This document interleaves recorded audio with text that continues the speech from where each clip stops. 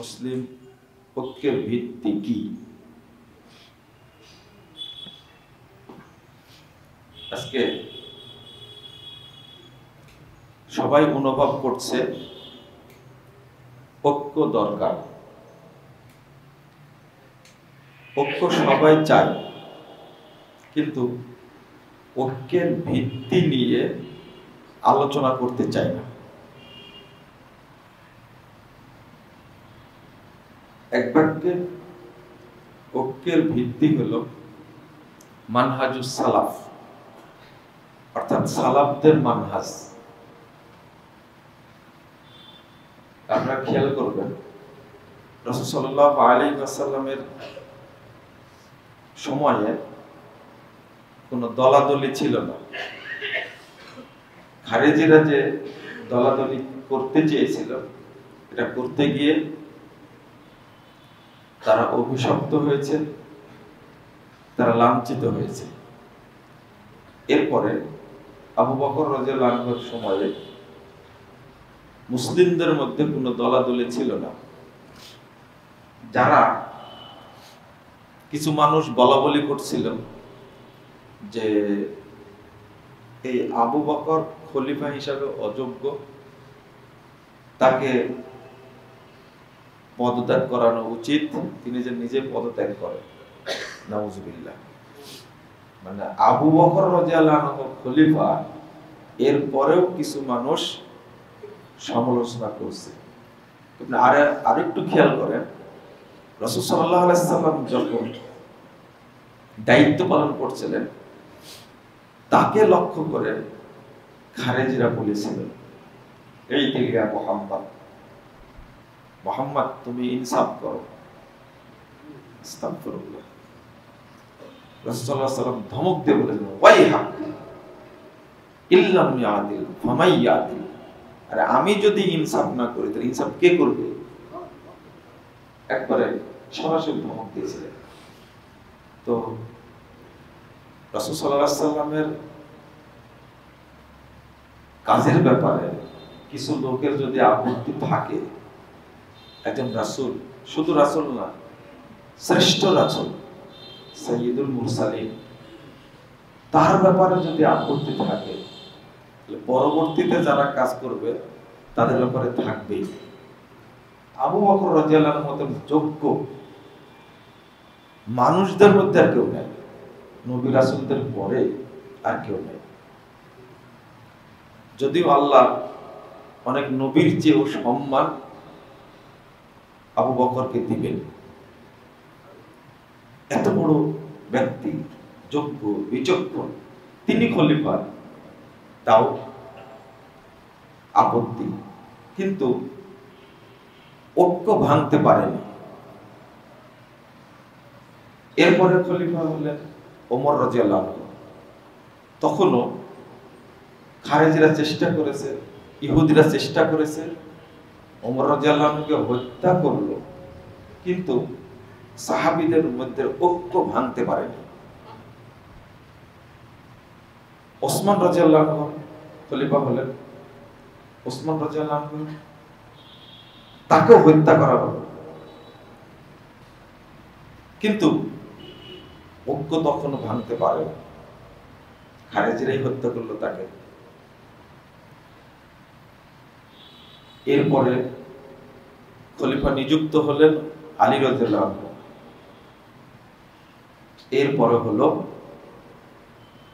আপনার দ্বন্দ্বের সূত্র, কারণ ওসমান রাদিয়াল্লাহু আনহুর হত্যার প্রতিশোধের জন্যই এই সাহাবীদের মধ্যে ইখতিলাফটা হয়েছিল। কিন্তু আলী রাদিয়াল্লাহু আনহু থাকাকালীন ভাগ হয়নি বা দলাদলিও হয়নি। একটাই কারণ, এটা প্রশ্ন করছিলেন আলী রাদিয়াল্লাহু আনহুকে, আচ্ছা আবু বকর চলে গেলেন, কোনো সমস্যা ছিল না, মানুষ ইখতিলাফ করেনি। তারপরে ওমর রাদিয়াল্লাহু আনহু চলে গেলেন, কোনো সমস্যা হয়নি, ইখতিলাফ করেনি। ওসমান রাদিয়াল্লাহু আনহু চলে গেলেন, কোনো ইখতিলাফ হয়নি। তা আপনার সময় ইখতিলাফ কেন? কথা কি বুঝতে পারছেন আপনারা? এত সমস্যা কেন? আলী রাদিয়াল্লাহু আনহু জবাব দিয়েছিলেন, যখন তারা খলিফা ছিলেন তখন প্রজা ছিলাম আমরা, আর আমি যখন খলিফা তখন প্রজা হলে তোমরা। আপনাকে বুঝতে পারলেন কথাটা? কত গুরুত্বপূর্ণ কথা। এই কথাটা জবাব আপনি দিতে পারবেন?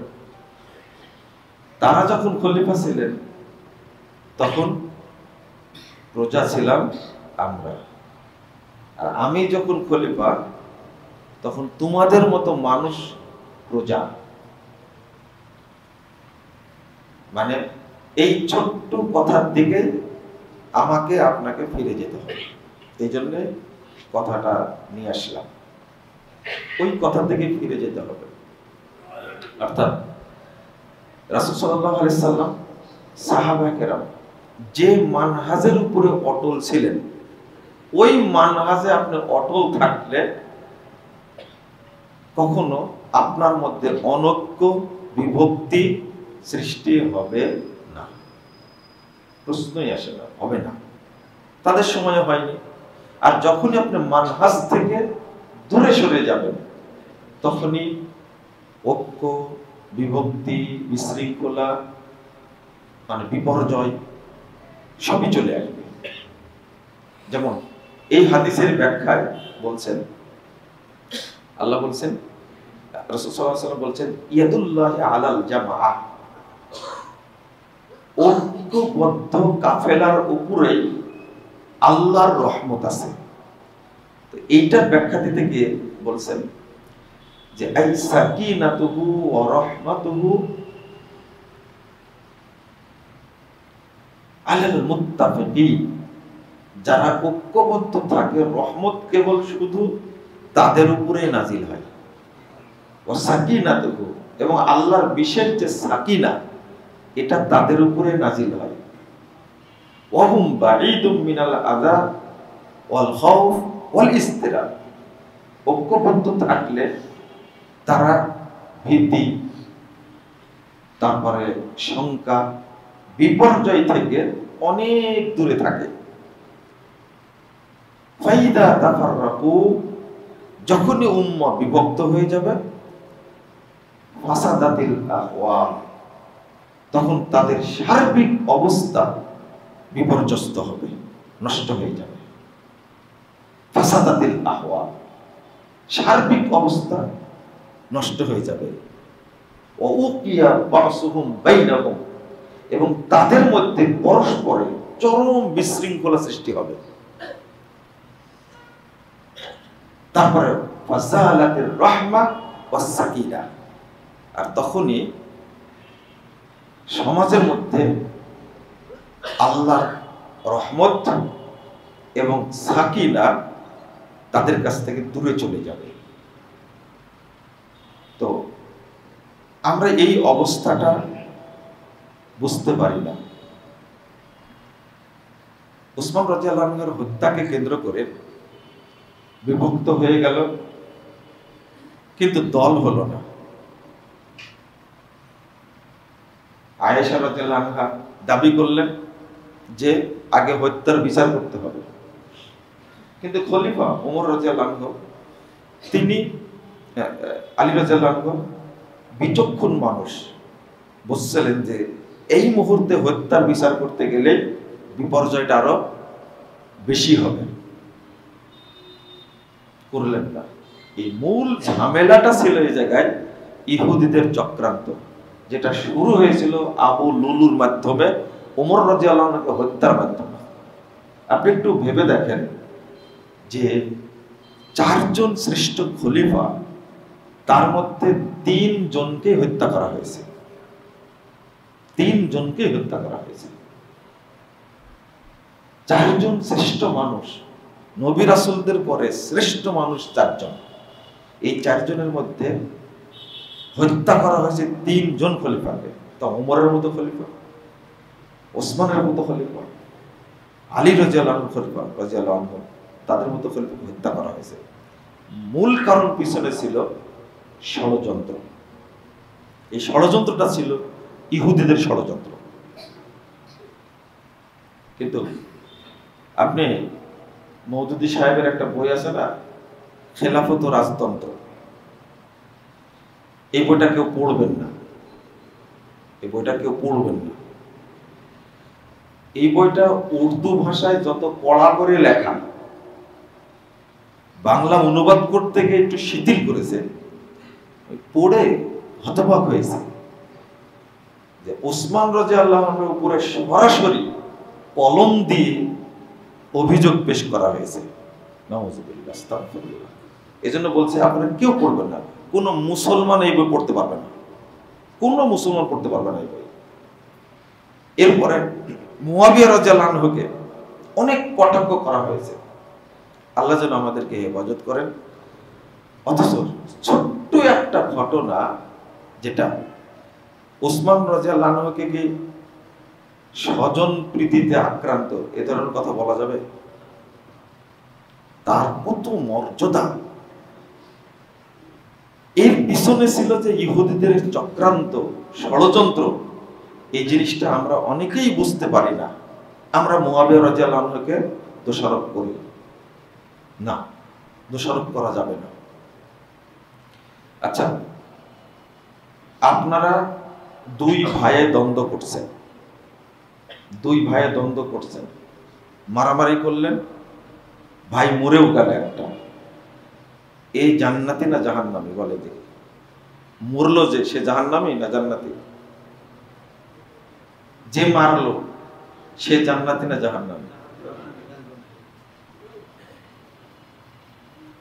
তাহলে তো ফতোয়া পেয়ে গেলাম আমরা, তাই না? অথচ মাসালা এটা না। আপনি জাহান্নামী বললেন কেন? আপনি তো বলতে পারেন না জাহান্নামী। তারা দুই ভাই ছিলেন না, দুইজনই সাহাবী, আলী রাদিয়াল্লাহু আনহু, মুয়াবিয়া রাদিয়াল্লাহু আনহু। এই যে প্রথম ফতোয়াটা ভুলের কারণে আমরা তাদের উপর ওই ফতোয়াটা দিয়েছি। যারা যুদ্ধ করেছেন, মারা গেছেন, তারা কি জাহান্নামী? হ্যাঁ, নাউযুবিল্লাহ, আস্তাগফিরুল্লাহ। এটা তো বলাই যাবে না। আমার ভাইয়ের মধ্যে যে দ্বন্দ্বটা, এই দ্বন্দ্বটা হওয়ার কারণে হয়তো পাপী, কিন্তু একজন মানুষ কে মারলে সে সাথে সাথে কি জাহান্নামী? আর যে মেরেছে তাকে আপনি জাহান্নামী বলবেন, এটা বলতে পারবেন না। আগে কারণটা দেখতে হবে। কি করতে হবে? কারণটা। আর জাহান্নামী আপনি বলতে পারেন, কিন্তু এরা কি চিরস্থায়ী জাহান্নামী? না, চিরস্থায়ী জাহান্নামী না। কাবিরা গুনার কারণে এটা আল্লাহ ক্ষমাও করতে পারেন, ক্ষমা নাও করতে পারেন, কাবিরা গুনাহ। কিন্তু যে পাপ করলে আল্লাহ কখনো জান্নাতে তো দিবেনই না, বরং জাহান্নাম ফরজ। আর জাহান্নামে গেলে কোনো আমলের কারণে, কোনো দোয়া কারণে, কোনোভাবেই আবার সেখান থেকে জান্নাতে ঢুকতে পারবে না। সেই পাপটা হলো যখন কোনো ব্যক্তি ইসলাম থেকে খারিজ হয়ে মারা যাবে, মুরতাদ হয়ে মারা যাবে। ইসলাম থেকে খারিজ হয়ে মুরতাদ হয়ে যখন মারা যাবে, তখন এই ব্যক্তিটি চিরস্থায়ী জাহান্নামে হবে। যেমন একজন লোক মাজারে টাকা দান করেছে, দিয়ে মারা গেল, তওবা করার সুযোগ পায়নি, এই ব্যক্তি খালিদান মুখাল্লাদান ফিন্নার, চিরস্থায়ী জাহান্নামে হবে। এ কোনোদিন জাহান্নাম থেকে বের হতে পারবে না, কখনোই না। তো মানে সে কাফের হয়ে মারা গেল। যখনই একজন ব্যক্তি আল্লাহর সাথে অন্য কাউকে শরীক করবে, তখন সাথে সাথে ইসলাম থেকে কি হয়ে গেল? বেরিয়ে গেল। রাসূল সাল্লাল্লাহু আলাইহি ওয়াসাল্লাম বলছেন, মান তারাকাস সালাতা মুতাআম্মিদান ফাকাদ খারাজা আনিল মিল্লাহ। কেউ যদি একটা সালাত, মাত্র এক ওয়াক্ত সালাত কেউ যদি ইচ্ছা করে ছেড়ে দেয়, ফাকাদ খারাজা আনিল মিল্লাহ, তাহলে ওই ব্যক্তি ইসলাম থেকে খারিজ হয়ে গেল, ইসলাম থেকে বের হয়ে গেল, মানে ও মুরতাদ হয়ে গেল। কি হয়ে গেল? মুরতাদ হয়ে গেল। এক ওয়াক্ত সালাত। এখানে একটা ছোট্ট মাসালা, এটাও বলে দিই আপনাদেরকে, যে ইচ্ছা করার অর্থটা কি? মান তারাকা সালাতান মুতাআম্মিদান ফাকাদ খারাজা মিনাল মিল্লাহ, অর্থটা কি? ইচ্ছা করে নামাজ পড়েন না, এক ওয়াক্তর কথা বলেন, সালাতান, এক ওয়াক্ত সালাত ইচ্ছা করে ছেড়ে দিয়েছে। আসরের ওয়াক্তটা শেষ হবে মাগরিব হওয়া মাত্র, তাই না? আপনি ইচ্ছা করে আসরটা পড়েননি, এখন মাগরিবের ওয়াক্তটা চলে এসেছে। আপনি কিন্তু একজন নামাজি মানুষ, আপনি একজন নিয়মিত মুসল্লি, কিন্তু কোনো একদিন সালাতটা আসরেরটা পড়েননি, আসরেরটা পড়েননি, ইচ্ছা করে হয়তো গল্প করছিলেন, টুকটাক কাজ করছিলেন, আড্ডা মারছিলেন, আসরটা আপনার পড়া হলো না, ভুলে যাননি বা ঘুমন্ত ছিলেন না বা এমন অসুস্থ টাইম পার হয়ে গেছে, ইচ্ছা করে টাইমটা পার হয়ে এখন মাগরিবের টাইম চলে এসেছে। আপনি আর মুসলমান না, আপনি আর মুসলমান না। ফাকাদ খারাজা আনিল মিল্লাহ, ওই ইসলাম থেকে কি হয়ে গেছে? বেরিয়ে গেছে। এখন আর আপনাকে আসর পড়া লাগবে না, মাগরিবের টাইম হয়ে গেছে। এখন যদি 1000 বার ওই আসরটা পড়ে তার হক আদায় করতে চান আর 1000 বার পড়েন, তবুও কোনো লাভ নাই, লাভ নাই। এখন আপনাকে তওবা করতে হবে। আবার যদি মনে ইচ্ছা জাগে আমি মুসলিম হব, আর কোনোদিন সালাত এইভাবে ছেড়ে দেব না, তাহলে আপনাকে এখন তওবা করতে হবে, ইসলাম গ্রহণ করতে হবে। করে এখন আপনি পড়বেন কি? মাগরিব পড়বেন। আপনার উপর আর কি নাই? আর আসর নাই। বুঝতে পারলেন ভাষাটা কি? ফাকাদ খারাজা আনিল মিল্লাহ, ইসলাম থেকে বেরিয়ে গেল। সালাতের নাম জটিল। এই কারণগুলোর জন্য মানুষ ইসলাম থেকে খারিজ হয়ে যায়। এদের ব্যাপারে ফয়সালা স্পষ্ট।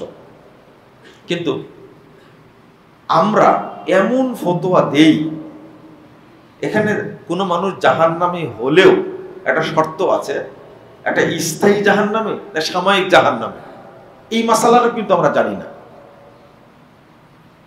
তো চলেন মূল জায়গায় আবার ফিরে যাই, আবার এখানে সময় মতো চলে আসবো ইনশাআল্লাহ। সেটা হলো মানহাজটা এত গুরুত্বপূর্ণ কেন, ঐক্যটা এত গুরুত্বপূর্ণ কেন? আমি যতটুকু মনে করি আমার ব্যক্তিগত, মানহাজের বুঝ না থাকার কারণে মুসলিমদের মধ্যে এই অনৈক্য, এই বিভক্তি।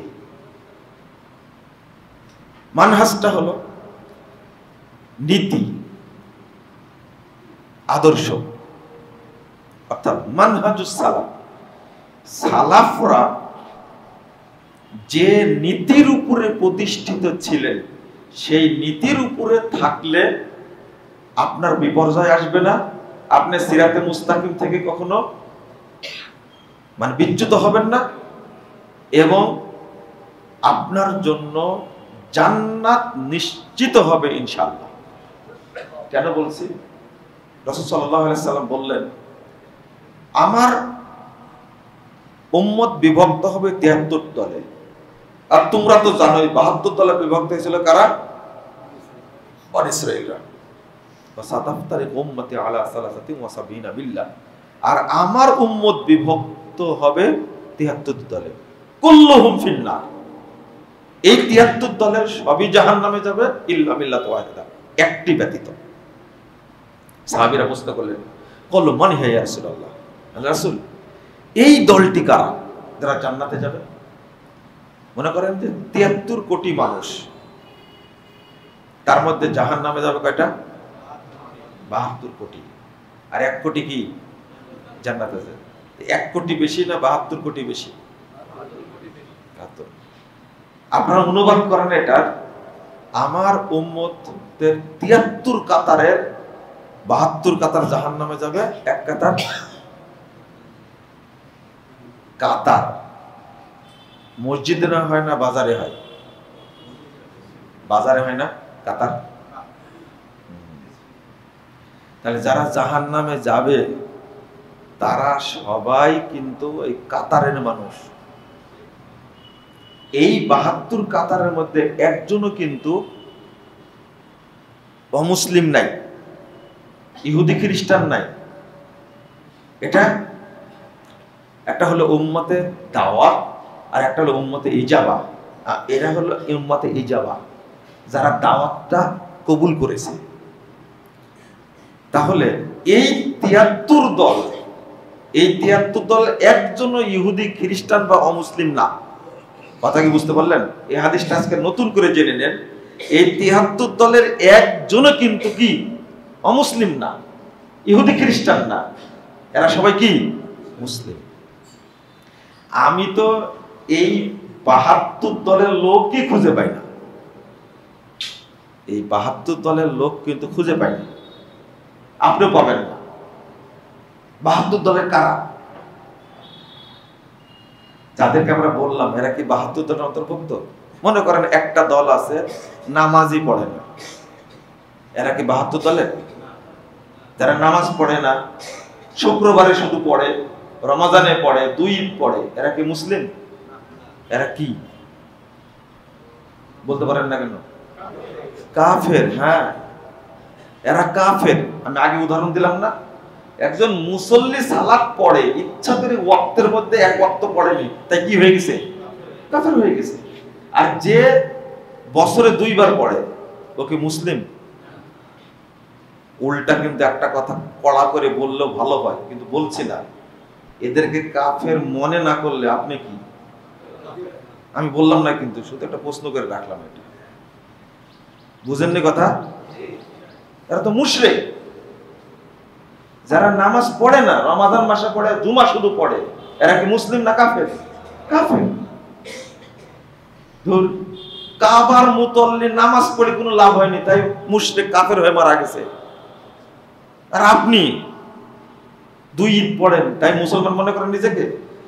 যে শুধু জুমা পড়ে, রমাজানে পড়ে, ও নিজেকে মুসলিম মনে করাটাই ধোঁকার মধ্যে আছে। এরাই হলো নির্ভেজাল কাফের। নির্ভেজাল বলতে পারেন কথাটা? একবার অরিজিনাল, ফ্রেশ। ফ্রেশ কাফের কেন বলছি? যারা অমুসলিম, বেদিন, তারা কিন্তু নরমাল কাফের। কি কাফের? নরমাল কাফের। এই বেদিনকে, অমুসলিমকে হত্যা করা ফরজ না, কিন্তু যে নামাজ পড়ে না এ হলো মুরতাদ। এ কি? মুরতাদ। একে মুসলিম সরকারের উপরে ফরজ একে হত্যা করা।